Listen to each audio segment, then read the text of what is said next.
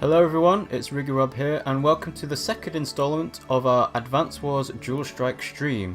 If you managed to miss the first part of it, it'll be available on the past broadcasts and highlight at twitch.tv/RiggyRob92, and we're also planning to put these up on YouTube later, separated out into individual missions, so there's another place for you to watch them there. So I'm RiggyRob, Pimmsy is here as well. She's busy playing Pokemon at the moment, so she'll chip in. Yeah, she'll chip in whenever she feels like it. But without further ado, let's get back to the main campaign, and we're on to Mission 8. We've come a long way. Are you sure the enemies set up shop in this area? Probably. Recent troop movement intel points to this location. The fighting is getting fierce too. Black Hole is all up in our business. Who knows what they're up to? No kidding. There's no telling what they'll do when they get backed into a corner. Jugger! Let's go shock those losers with our new game plan, teehee. New strategy analysed and understood. New weapon system deploying. Pipe runner online. Enemy defeat imminent. Teehee. It's time for a tag battle. Keep going teehee. Oh, right. It's Lash. Lash is the one who's going teehee. So for this mission, it is the first time that we see dual strikes happen and tag powers and so on. For this, I'm going to stick with Max because he's got increased firepower in direct units. And the main gimmick of this map is that the new unit is the Pipe Runner, which is an indirect unit, and it fires from, I believe, 2 to 5 range, as you can see by the radius here. So it's quite a hard unit to get rid of if there's lots of pipes around, but the catch to it is that it can only move on factories and pipes. So let's get into it. Deploy! Let's do this. Yes. Mission 8, Tag Battle. So again, this is the first time tag battles are explained to us, which is 2 COs working in the same battle. What's the big idea? Move your carcasses out the way. Enemy unit dead ahead. It's a new black hole weapon. I see it. It's sitting on one of Black Hole's infamous pipes. They're impervious to any type of attack. This weapon is new to me though. Rachel, that's got to be an indirect combat unit. How can you tell? Check out the size and angle of the barrel. I bet that thing can rain some hot death. I see what you're saying. In that case, we should get next to it and pound away. It may be big, but there's only one of them. It'll blow up like anything else. So this is the reason why I've picked Max, because you have to get close to the Pipe Runner, and there's no point trying to fire at it from indirect, because you'll get pounded by it, because it's got a much larger range than anything else. I think it has the same range of rockets, but rockets can't move as far in the planes, so it's worth seeing how we'll do with direct units. Black Hole is totally scheming something. I only see one army, but there are 2 COs. What's up with that? Who knows? Just stay on your toes. They may be evil, but they're not stupid. Word. Word. Well, it's just sort of Jake's lingo. Let's see, I can build a tank, so I'll do a tank. Put an infantry here. I'll do it for this turn. So, for this map, actually I'll explain the dialogue first. Teehee! Tag Battle is our latest technical innovation, and it's pure genius. What we do is change COs mid-battle to adapt to any condition on the field. When the time is right, we can use our tag power and attack on the same day. What that means is that once one CO is done, the other CO can issue orders. Do you understand the genius at work here? Huh? Do you? If you and I were more compatible, our attack would be even stronger, but twice the pain equals twice the terror, and I like that quote from Jugger. Teehee. That's Black Hole math. Prepare to get served. That's what Jake says, so I'm surprised Lash is saying it. But yeah, the main sort of unique selling point of this game, I guess, is the fact that units can be moved twice in a turn, and now previously that only happened with one CO, which is Eagle, And his CO power is actually quite broken when it comes down to it. But yeah, it's sort of a level playing field for the rest of the COs, because Eagle originally was the only one with this power, but now that it makes the game broken in a way, but it's fun. I like it. It's interesting. So let's see where the range is. The problem with this pipe runner is that it's directly in front of a woods, and that reduces the movement range of our tanks. So what we're going to do is we're going to try and move this tank as far down to the south as possible. And we'll move this infantry unit into the range, capture the city. Move this infantry down, and let's see. Yeah, let's build another tank. We'll be able to cross the bridge in the middle and attack all the infantry units here. Do you have to collect resources to build the tanks? You have to capture cities. So in the first mission last time, it was explained to us by Rachel that you need to capture cities to get funds, and it also provides defense. Each city provides 1,000 to your funds, and it's quite a significant advantage if you can manage to capture them. Like I said last time, some COs have certain advantages in capturing cities, like Hachi can build COs out of them, and I think Candy, who is a black hole CO, she can also increase the power of her units depending on how many cities she's got captured. So let's go down here, try and capture that factory. Go to the middle bridge, and this CO unit infantry will capture all these cities up here. Right here, and we'll get city tank as far down to that city as possible. And let's see, yeah, we can make another tank. So this is where tank spamming is coming in useful, because Max has got a boost with direct units, and obviously tanks are direct units, so it's a significant power increase. And because we've managed to deal some damage to the pipe runner, it's not going to do that much to us while we're crossing the bridges. Sounds like a title of a film, doesn't it? Pipe runners. What, Maze Runners? The Scorch Trials? Yeah. Yeah. That's sort of fallen off the radar of many people's movie schedule, I think. Well, it was never really good because that actor with the eyebrows. Yeah, I think the setup for it is just kind of generic as well. It's sort of like, oh, it's based on a book though. And I know, book is but really yeah, good. Hunger Games is based on a book, and which is based on another book. Divergent is based on a book. Yeah, Thingy's based on Battle Royale, isn't it? Yeah.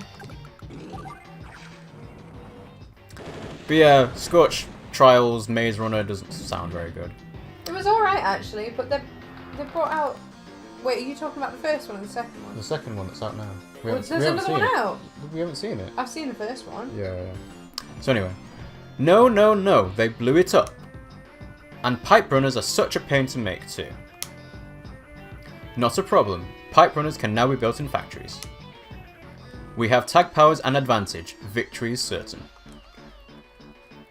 It still bums me out, but whatever. All we have to do is not get overrun or let them capture our HQ. So...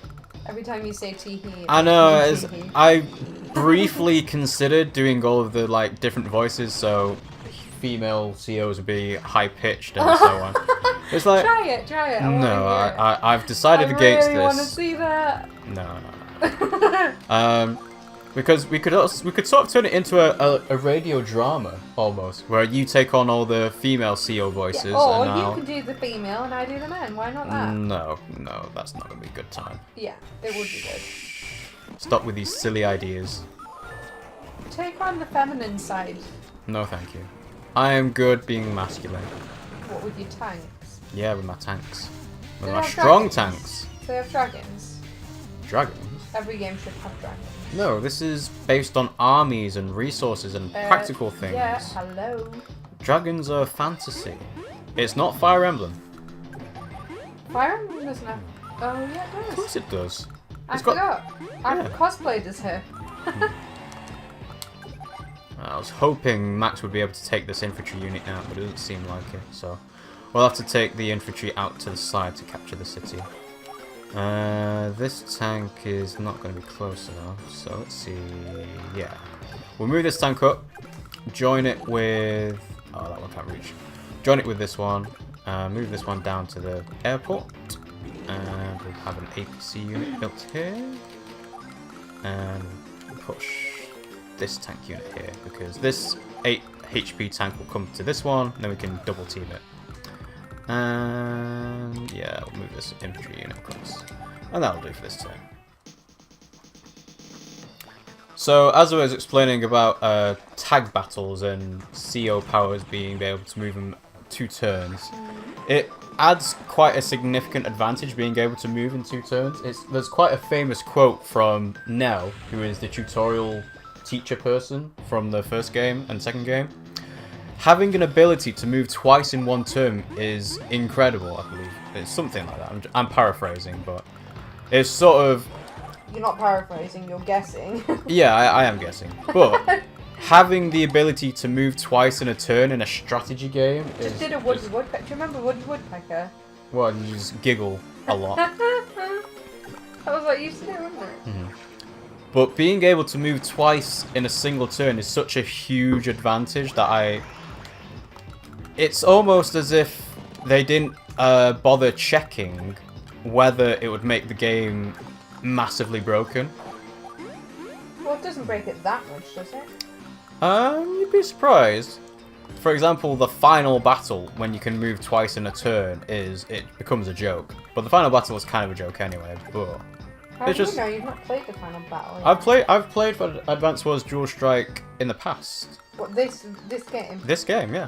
I played it back when it came out in 2005. And this is sort of me revisiting it using my memories of the game as I played it. So it's kind of cheating, but not really. It's a shame we got hit by those there, but we got another 8 HP tank there to hit him. So yeah. So you'll notice that the COs on the black hole armor are actually swapping around, and the reason for that is that their CO powers will build up more if they're the CO in charge for each turn. So I think if we go to COs, no, it's not here. Intel maybe? No. I'm trying to check how much stars have filled up by their CO power, but it doesn't seem to be able to tell me. But essentially, you need to swap around each turn, otherwise your CO power will not build up as much if you're not the CO in charge. Let's see. Let's try. Yeah, take this one here. We can finish that tank unit off later. It's a shame that infantry unit's getting in the way. Let's see. So 1, 2, 3, 4. There. Start capturing this one. Move this MD tank out of the way. So let's move here. And then MD tank down to support these, and then we can start building some more. Actually, this is going to attack. We'll get the first hit on the mech unit to prevent it doing as much damage to our tank units as possible, because the other tank unit is already low health. So this should help us preserve our units a little bit. Okay, let's see. I want to build an anti-air unit here. Anti-air units are surprisingly strong against infantry units. The only problem is that it's left wing without not enough funds to build a tank unit. So I think I'll just leave this turn for now. So you'll see that Lash and Jugger have both got their... Oh, did I get in the range? Damn it. That was a bit of sloppy play by myself. Should have checked the artillery range for that. Just playing Pokemon, and I went into this place in Lumwa City. Lumios. Yeah. Because it's got an E in the end, it's Lumios. Or whatever, Lumios. Yeah. Went into this building, and there's this ghost girl that came in, and she just wandered around me and said, "No, you're not the one." So I was just Googling it, because what the fuck. And apparently their reaction was, "Oh, we didn't put that in there." With that airport we just captured, we can now build air units. It's also a place where B-copters and bombers can repair and fuel, and also fighters and transport copters, but just don't mention that, Rachel. Capturing this airport puts us a lot closer to victory. Let's keep on rolling. Start capturing this unit here, city here. So, getting the airport is actually quite a significant advantage in this map, at least in hard mode. I'm not sure whether it makes much of a difference in this mode. But, let's see, can we build... I'm going to take a chance and see if this can deal enough damage to kill the tank unit. Can you not like build like there we go. walls or anything? Well, effectively, these pipelines are walls because no unit can move past them apart from pipe runners. So you'll see them later in the game. They sort of cause obstacles for other units for different maps. Let's see. Can this do 60%? No. Can this do 60%? No.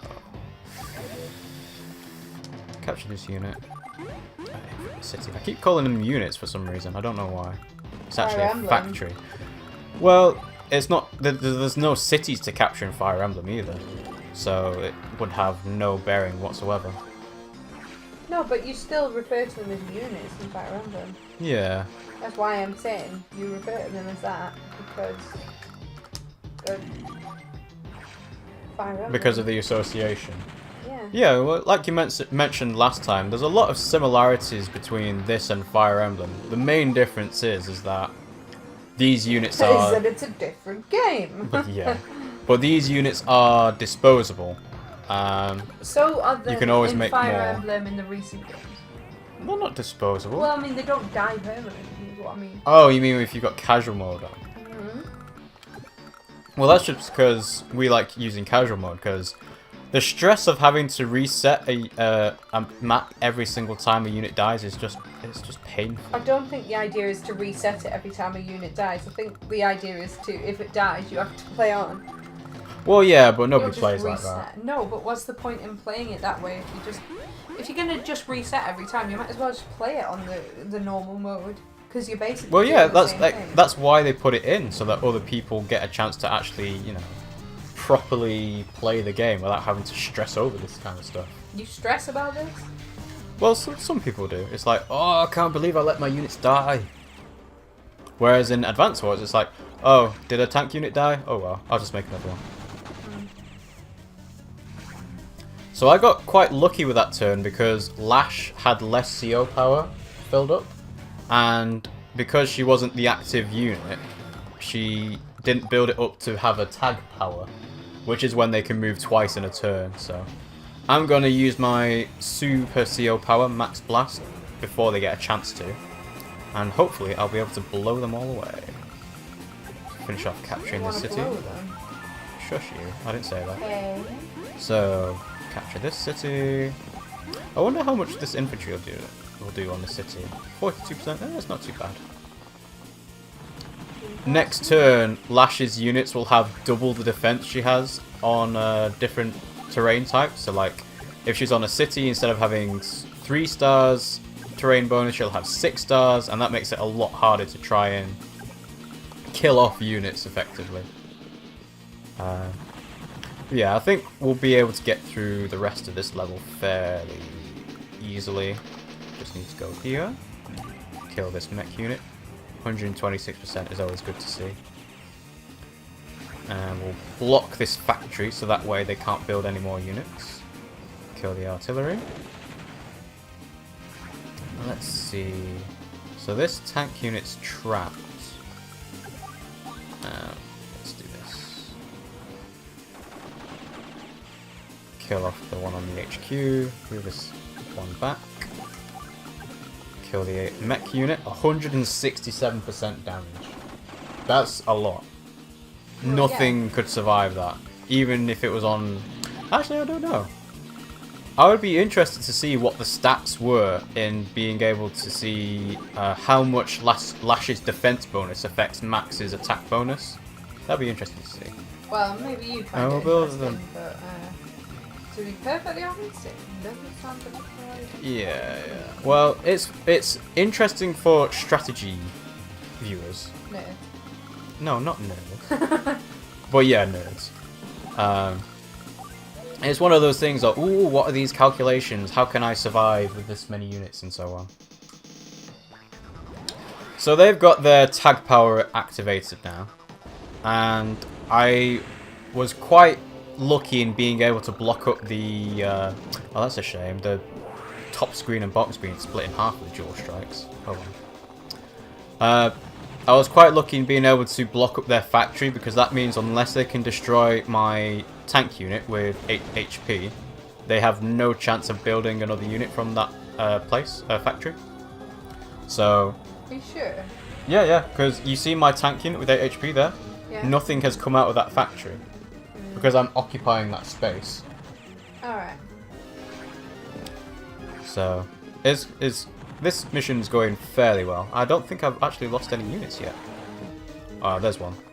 That was a bit of a shame, but you know. One infantry unit dying for the cause is fine. And I've also been quite lucky that the turn hasn't ended on Lash's CO power, because that way I can deal more damage because they have less defense.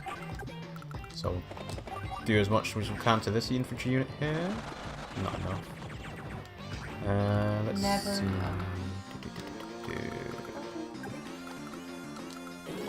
Kill off this infantry unit here. I'll join these infantry units together. So now we've got 3 HP. Bring this MD tank across. Let's blow this recon unit away. Oh no, because... that's interesting. Okay. Yeah. Kill it here. Oh, that's a shame. It survived by the skin of its teeth. You'll find that occupying spaces is actually quite a powerful tactic for certain maps. Because if you create choke points, which is a popular thing in Fire Emblem as well, then none of the units can get past. And it gives you quite a big advantage in that you control which units can cross this terrain and which units can't. So, let's drop this unit here.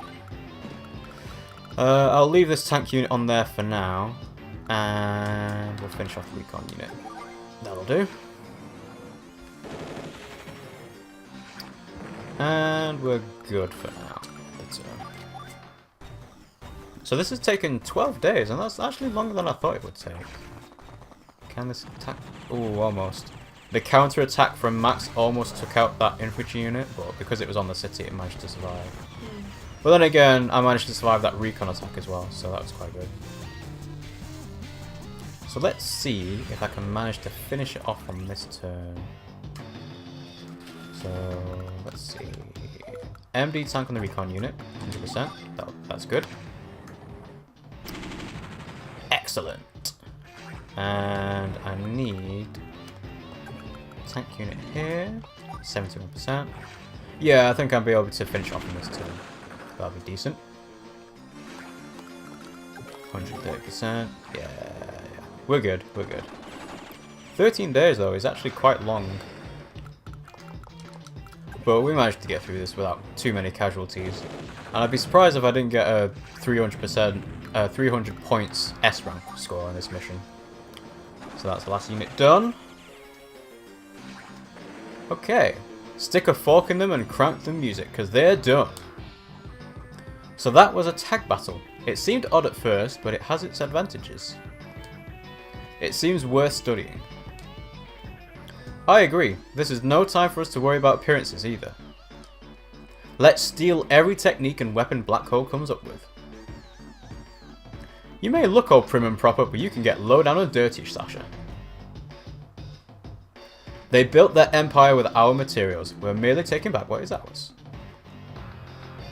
Let's analyze the battle data so we can use tag tactics in our next fight.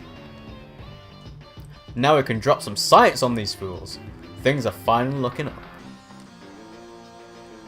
Alright, we did it. Let's see what score we got. Yeah, I expected that. That's good. And we get more experience for Max.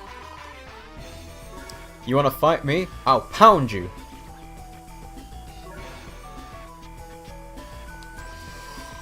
Alright, moving on. Let's see. Oh, I only lost the 1 unit. That's good. That's good. Killed all theirs. Alright. Mission complete. I like this little victory music as well. The little fireworks coming out of the flags as well. That's quite neat. Save over mission 8. So that was mission 8, and now we're moving on to mission 9.